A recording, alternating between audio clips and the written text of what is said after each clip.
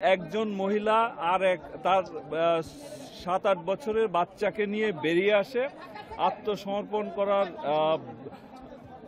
অভিনয় করে এগিয়ে এসে পুলিশের কাছাকাছি এসে তার কাছে থাকা বুরকার ভিতরে থাকা কোমরে থাকা তার যে সুইসাইডাল ভেস্ট সেটিকে এক হাত দিয়ে সেটিকে বিস্ফোরিত করার কারণে বাচ্চাটি আহত হয় এবং সেই মহিলা